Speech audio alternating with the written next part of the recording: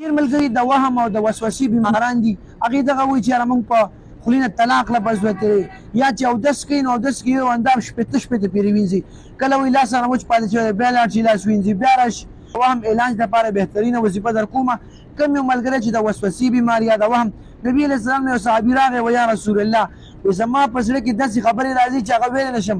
زه دا وایم چې زه دې تانبه شم، زه دې ویلې شم، زه دې انګار شم، خو داسې خبرې دې په خوله رانولم. نبي علیه السلام ویل رښتیا داسې خبرې ستا زړه کې راځي او ته یې ویل نه شوی. او نبي علیه السلام ویل خوشحاله شه ای صحابي، ستا په زړه کې ایمان دی او شیطان هغه ځای ته ځي کوم ځای کې چې ایمان وي، او غلم هغه کور ته منډه وي چې کوم ځای کې مال دولت وي. نو که داسې شکونه چا انسان زړه کې راځي نو دغه سړی ایماندار دی، په دې خفه کېږي نه. هله سړی ګناهګارېږي چې کله خولې نه داسې الفاظ راوباسي او یا چې کوم دی عمل پرې وکړي. داسې خبرې بعضې ټایم انسان زړه ته هم راځي چې د الله سبحانه وتعالی نعوذ بالله من ذلک د الله باره کې غلطې خبرې انسان ډکې راشي. نو په خوله مه راولئ، په زړه کې کار څنګه خبرې راځي الله ته په دې نه رانیسي. قرآن کې الله لا یکلف الله نفسا الا وسعها لها ما کسبت وعلیها ما اکتسبت. الله انسان ما دومره مکلف کړی څومره چې دی وس او بوج وړی شي.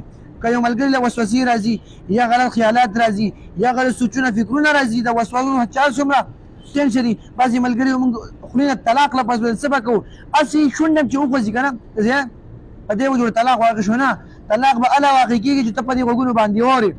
یو طلاق کې دا مثلا ده چې بعضې ملګري ما طلاق ورکولو خو ما سره څوګونه طلاق کې دا شیشتم نه، خو د وسم او د وسوسو او د وهم علاج دغه دی. وظیفې دغه دا واورې لازم ملګرو سره شیر کوي. لا حول ولا قوة الا بالله العلي العظیم.